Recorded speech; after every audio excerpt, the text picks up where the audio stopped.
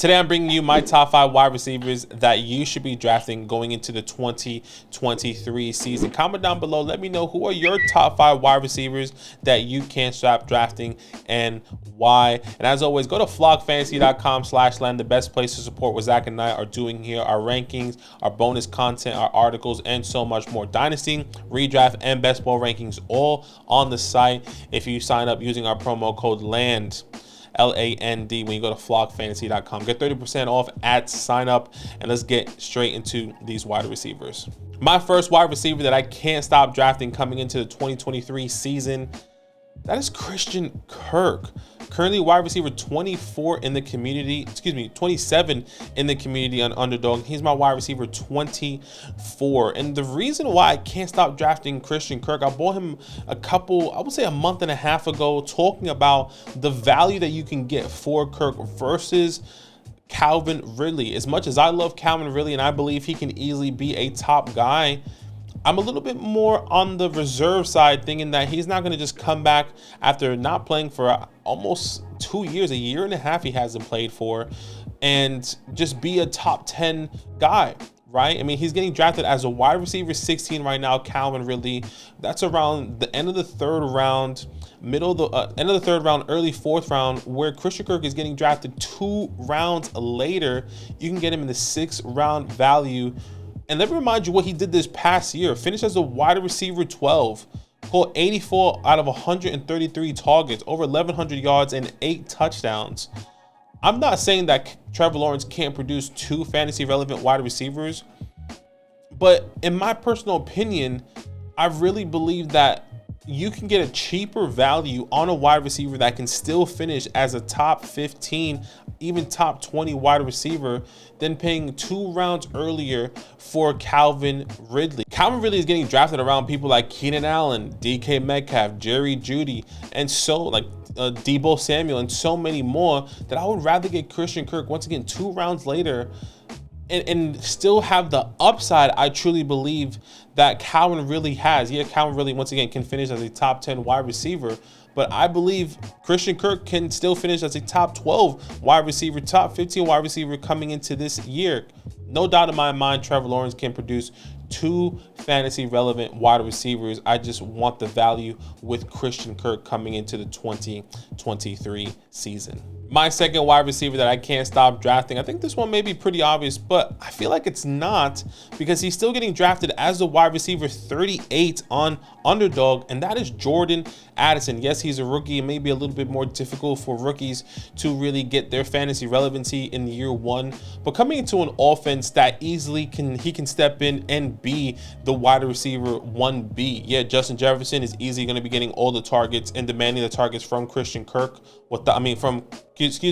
Cousins, without a doubt. But Jordan Addison is stepping into over 100 targets that Adam Thielen is no longer part of.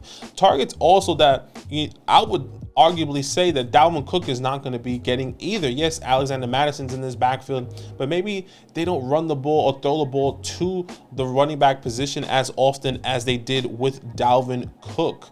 And look, Jordan Addison, wide receiver 38 in the community, my wide receiver 35. We've seen the history of Kirk Cousins producing, Justin Jefferson as a top fantasy wide receiver, and Adam Thielen at least finishing as a top 25 wide receiver in years past with Kirk Cousins. I think this is an easy steal, an easy value for a high upside wide receiver, once again, that can finish as a top 25 wide receivers. And let me remind you that this offense is a high-powered offense, right? I mean, passing attempts per game, Minnesota is 3rd. Passing yards per game, Minnesota is 4th. These guys, this team is a high-powered offense. Kirk Cousins, Justin Jefferson, Jordan Addison as a wide receiver 38 doesn't make any sense to me. I will be drafting him every single time if I can. My wide receiver that I can't stop drafting in my redraft leagues and Underdog leagues that I believe is tremendous value right now, and that is Jerry Jeudy, wide receiver 20 in the community. I truly believe he can finish as a top 15 wide receiver. And look, we saw a little bit of glimpse this past year in the second half of the season. Obviously, Russell Wilson and this offense really came, found themselves in the second half when Nathaniel Hackett was no longer the head head coach on this team. And we saw that stretch with Jerry Jeudy. From weeks 13 to 18, Jerry Jeudy, wide receiver 6. Jerry Jeudy was a league-winning wide receiver, caught 37 out of 45 targets, over 500 yards, and 3 touchdowns. He was averaging 18.5 fantasy points per game.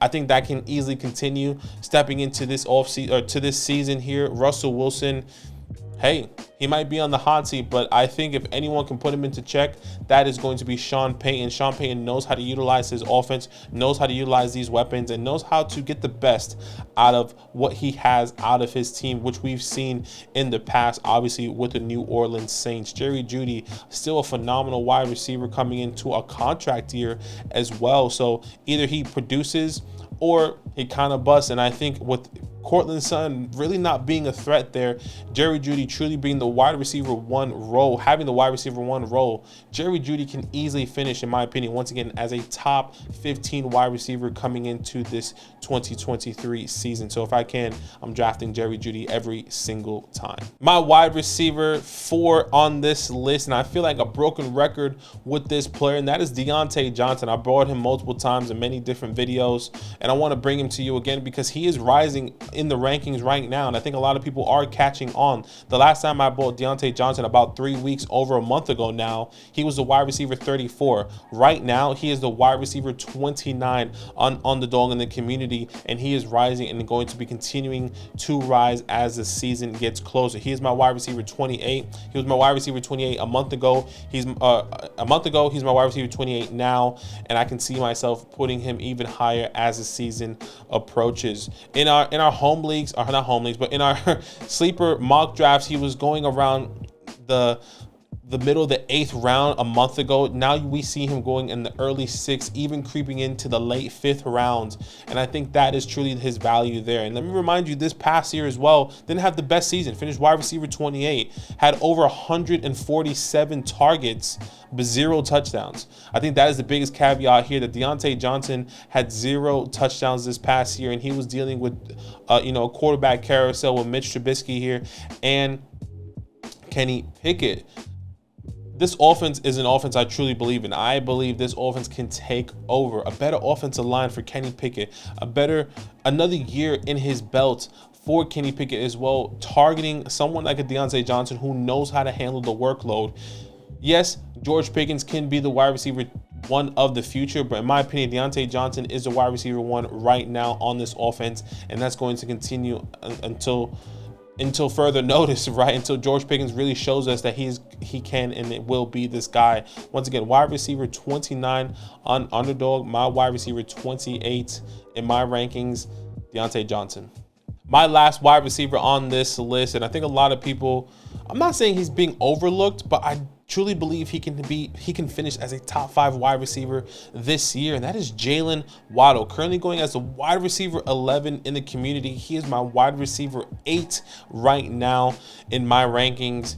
And let me remind you what he did this past year, right? Finished as a wide receiver 8 this past year, caught over 117 targets, over 1,300 yards, 8 touchdowns, averaging 15.2 fantasy points per game. Now, one of the biggest things I wanted to bring here, because I do believe he's getting a little bit disrespected in the community and in drafts, going late 1st or late 2nd, early 3rd at times, where I really believe he should be going around the mid 2nd. I would even consider him early 2nd as well. It's because of the downfall we saw with Tua tags when he did miss those games. Now, you can probably see a graphic on your screen. This is the in split and out split. 13 games that Jalen Waddle played with Tua, and then 4 games that Jalen Waddle didn't play with Tua. And we can see the massive difference in PPR points. 16.9, nearly averaging 17 points per game when Tua was on the field.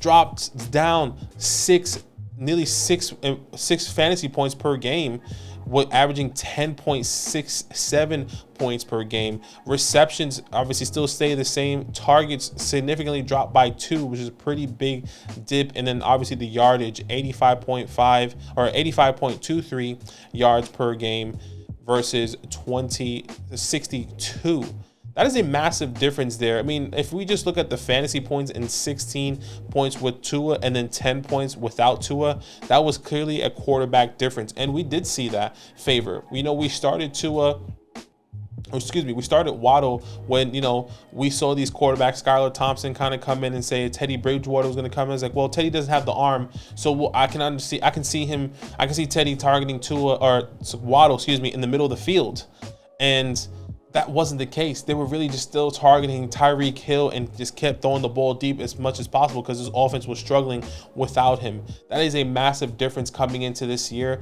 I think if Tua can stay healthy, Tua is one of my breakout candidates, a guy I really believe if he didn't get injured, finish as a top 5, top 8 quarterback this past year, we would be having a completely different conversation. And I would say someone like a Jalen Waddle would be getting drafted significantly higher than where he is going right now. Wide receiver 11 in the community, my wide receiver at 8. So once again, Jalen Waddle, Deontay Johnson, Jerry Jeudy, Jordan Addison, and Christian Kirk are my top 5 wide receivers that you should be drafting coming into the 2023 season. Comment down below once again your top 5 wide receivers. Let me know what you think of my takes and who should be on this list and who didn't make the list. I guess who should, who shouldn't, who didn't make the list that should be on this list is probably the best way to say it. So, and as always, guys, it's all love. Now that those idiots are done talking, who needs some rankings? Hell yeah, I need some rankings. Then use promo code LAND, LAND, for 30% off any membership at flockfantasy.com. Oh. It's so easy, even your grandma could scan that QR code right there.